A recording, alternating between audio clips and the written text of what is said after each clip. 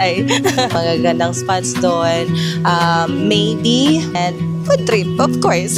Shopping. Here at Thailand. Waiting sa mga luggages nila. Feeling ko naiwan sa Philippines. Diyan kami nagpa-exchange sa Super Rich. Hinahanap din sila mama. Dito siya. Sa kabisaan. Hotel. Dito tayo. Okay. Ayan, hindi naging walo yung kamay ko kanina. Sorry. Red Petra Hotel. I mean, anong Petra?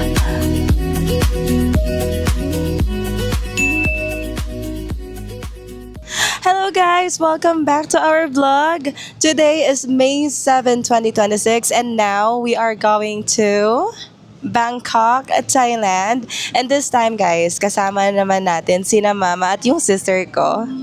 Can you say hi? Hi! Hi!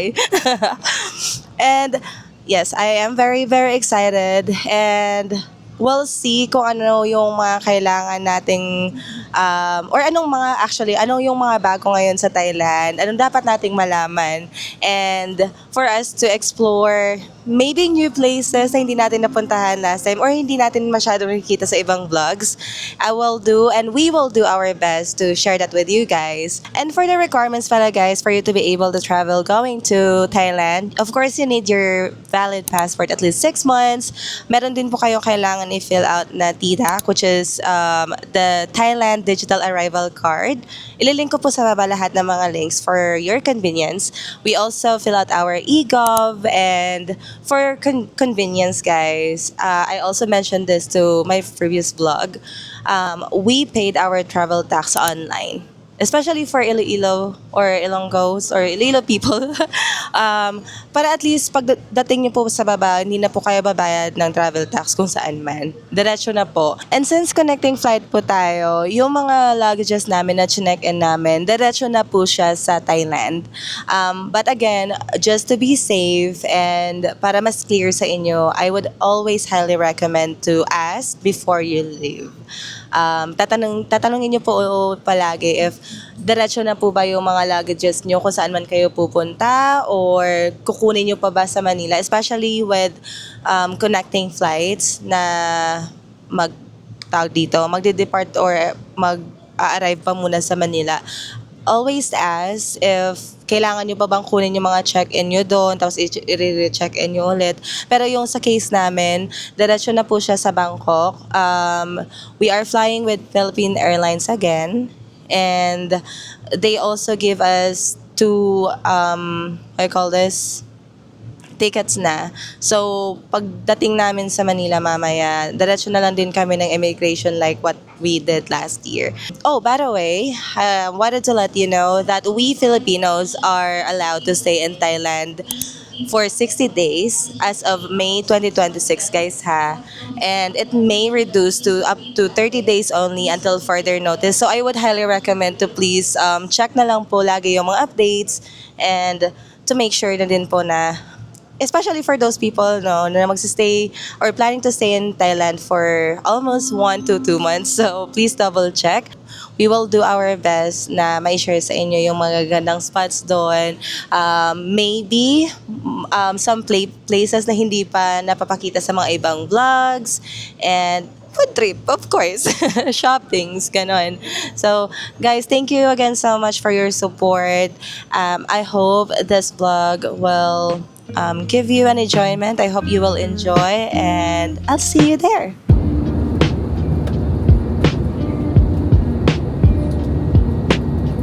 Electronic devices and carry-on items should be securely stowed in the overhead bins or beneath the seat in front of you. Our cabin crew will be passing through the cabin to assist as we prepare for our arrival. Hello guys! We are now here at Thailand! Yung dalawang yung excited na, si Mama. Pangilan Thailand mo na to, Ma? Kapila mo na yung Thailand? 5 times? Ikaw, sis? Para bang hindi siya galing dito last year. Now, we are heading to arrival. Yan. It's actually 11 p.m. na dito, guys. And yung transpo nila is Grab, train, tsaka ano nga yung isa, sis? Train, tapo, Bolt. Pero since normally kasi pag gabi, medyo traffic yung daan. Sa Pratanam area tayo magsistay. Itutour kayo namin doon mamaya. Or kung hindi man mamaya, bukas, marami pa namang araw, no? Pero, yes, I will do my best na makapag-room tour tayo mamaya. And guys, pag galing nyo doon sa arrival nyo, yan lang naman yung makikita nyo. Ganyan. Susundin nyo na lang. And tips lang pag nagta-travel, sundin yung mga mga kasama nyo sa plane. Ganun lang. And, tsaka hindi naman mahirap basahin yung mga instructions nila. Ganyan.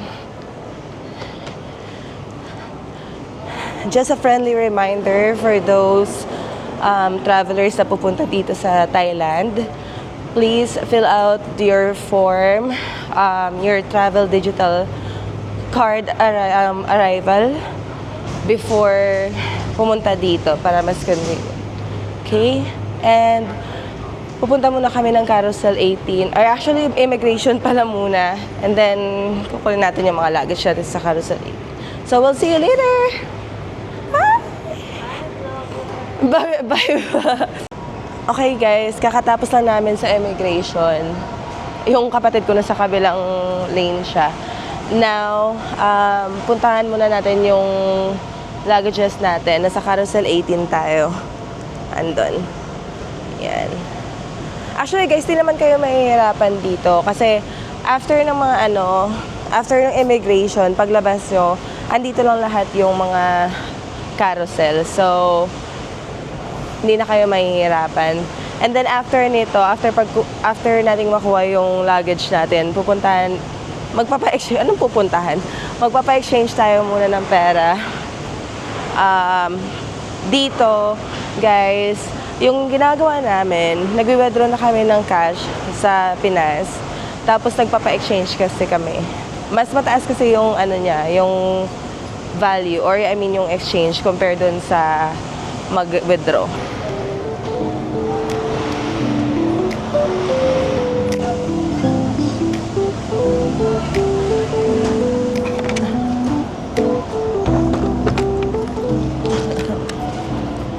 So guys, sinantay lang namin yung ibang luggages namin. After dito, magpapa-exchange tayo ng pera natin to baht. So dito po kasi sa Thailand, mas maganda pag nag-exchange kayo ng pera or I mean ng cash dito sa airport compare na mag-withdraw. And then when you get there, kung saan man kayo nakastay, doon na lang kayo mag-withdraw sa ATM machine or probably mas maghanap ng mas magagandang exchange rate if you have more cash. Based lang sa experience yan namin na. But anyway, we are still waiting sa mga luggages nila. Feeling ko naiwan sa Pinas. Charis. Nakonod.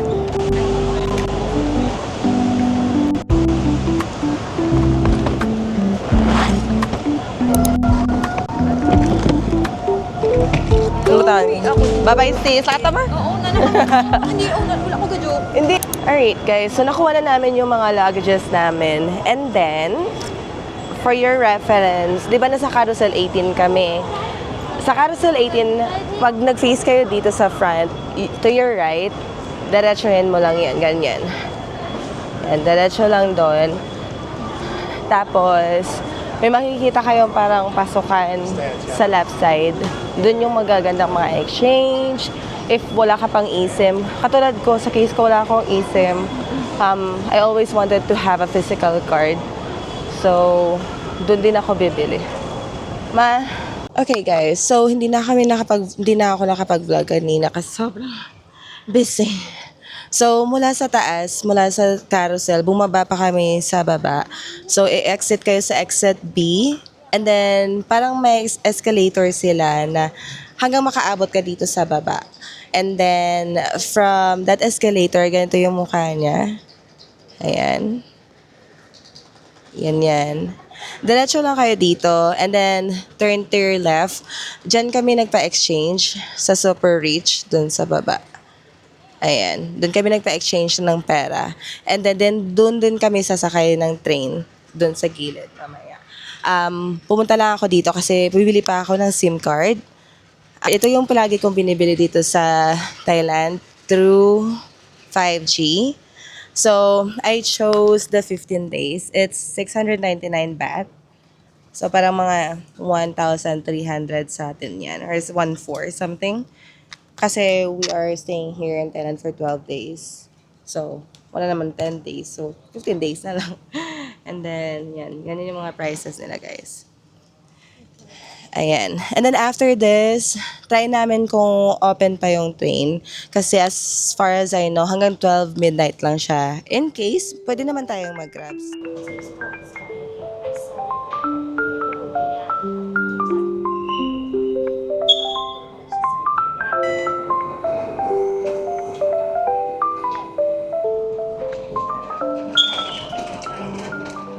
Alright guys, so we ended up na sumakay sa train. Yung binayaran sa dito sa ticket, 35 baht. Hinahanap niyo si na mama, nandito siya. Sa kabilang side. 35 baht per person. And then, from the airport, going to Makasan. Oh, di ba? Mas alam pa nila sa akin. And by the way, guys, kanina sa airport, yung nangyari, so mula sa taas, mula sa carousel na pinagkunan natin ng mga luggages natin, exit tayo sa exit B. Exit B, then may escalator sila na parang plain lang. Yung walang di ba may dalawa? Oo. Walkalator. O di ba? Mas marami pang alam sa mama sa akin. Na-lost na ako, guys. Anyway, from the carousel, okay, so, mula tayo sa immigration, right? After ng immigration, kumuha tayo ng luggages natin sa Carousel 18. From Carousel 18, pag nag-face ka doon, dito sa right mo, dumiretso ka, tapos, magtanong ka kung saan yung exit B. So, mag-e-exit talaga kayo doon. And then, from there, baka magtaka kayo kasi parang exit na siya na pwede ka sumakay ng mga Grab, taxi, and everything. This is just an optional.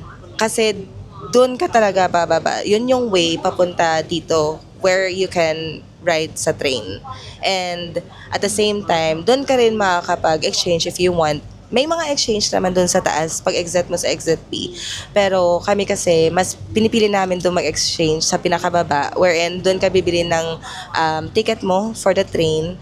And nakahilada na din yung mga exchange, bibila ng SIM cards and everything. So, okay, so from exit B, pag exit nyo sa exit B, turn to your left, or actually kahit naman sa right nyo, sumakay na kayo ng elevator or walkalator. Kami nag-walkalator kasi maraming tao sa elevator kanina. So nag-walkalator kami. Going down, siguro mga 2 floors from exit B. And then, you can ask actually where is the train station and everything.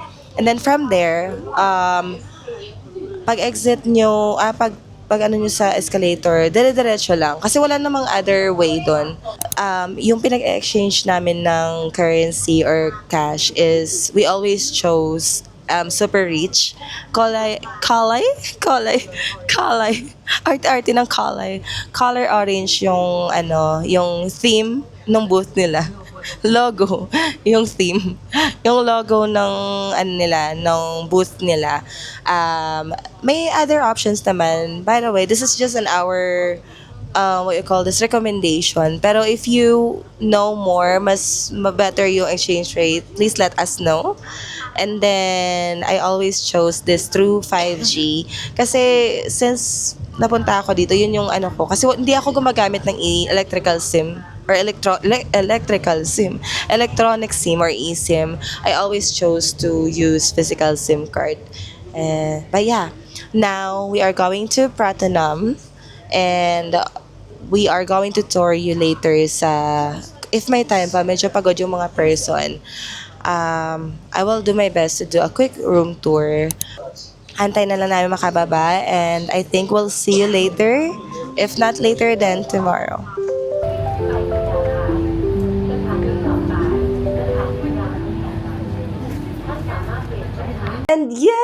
nandito na tayo sa ating hotel. Dito tayo magsistay sa Patra Boutique Hotel located at Pratunam. And as you can see, wala sila mama dito because kinunan ko sila ng separate room. Magkatabi lang kami ng room. Ayoko kasing maistorbo si mama sa tulog niya, especially pag may trabaho na ako. Yes guys, even though nagtatravel tayo, nagtatrabaho pa rin ako. Nagtatrabaho ako and I am in a graveyard shift. So, tulog si mama nun. And may mga meeting kasi ako and everything. So, gusto ko makapagpahinga siya ng maayos. And without further ado, let's go ahead and do a very quick room tour. Ayan. Ayan guys. So, our room is a superior room. It has 2 twin size bed. Yes, ayan. And may paganyan siya, guys. O, diba? Munggay shoes. If you want to put your like skincares or whatever gadgets and everything, may pagcha-chargean ka na din dito. Yung ano nila sa Thailand, parang same man din sa atin sa Pinas. Yung ganyan, yung sakit nila. And then, may maliit na side table. And then, yung luggages natin, andyan. And it has a windows, which is very good, very nice. Yung view natin, haba kasi nakukuha. Sure. Ay, nakalak. Joke lang. Okay. Ay, ano ba? Ayaw. Sige, wag na lang guys. Later na lang. Yung view natin is nasa labas ng hotel. And it has a TV. Ayan. And telephone. And this is my workspace. Ito yung gusto ko sa hotel na to kasi may space talaga for work. Which is super kailangan natin yan. And may built-in na siya parang paglalagyan. So, normally nilalagyan ko to ng mga gamit ko sa mga chargers ko, ganyan, skincare. And then, may pa-free na din silang coffee. May kettle din tayo. Mugs. Glass. Telephone. Ayan, may mga ganyan din kayo. And, of course, it has a Wi-Fi. Own Wi-Fi, guys. It has its own Wi-Fi. Diba? Very nice. And of course, air-conditioned. May mirror tayo dito. Yan. And may another space pa, guys. Dito. Na paglalagyan mo ng mga kung ano. Diyan na lang muna kasi kakadating mo natin. And, ayan. O, diba? Ang spacious. O, may paglalagyan ka pa dyan ng mga gamit mo. Mga damit mo. May, ayan, hangers, of course. Blower. And, may bolt din dito. Na para bang marami akong pera, no? Charis. Another one. Diba? Spacious niya. Oh.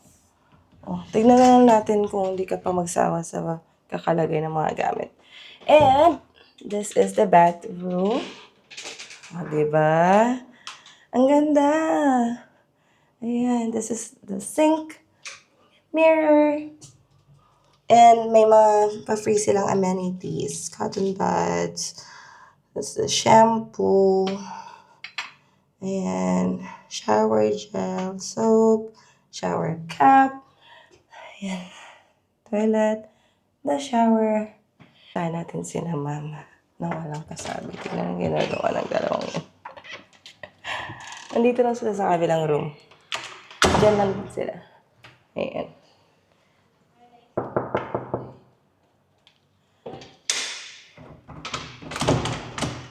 Ayan. Buksan mo, papasumisita. Yung room nila. Iba yung sa kanya sa atin dito yung table nila. Yung sa atin sa kabila. And, Sisters said what? that you is Sige ma. Yes! Sige. Okay. Ayan natin na sila guys. Bye! Good night! So, ayun guys, yun po yung pinamis kong a very quick room tour. Anyway, again, this is Patra Boutique Hotel located at Pratunam. And we booked this hotel sa trip.com.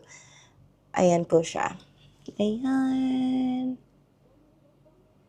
And I paid a total of 38,423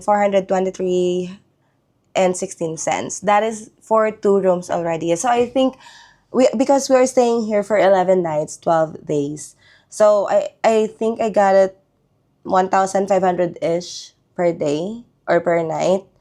And that is already good for 2 adults or 2 person, or I think at least 3 kasi dalawang bed naman, no.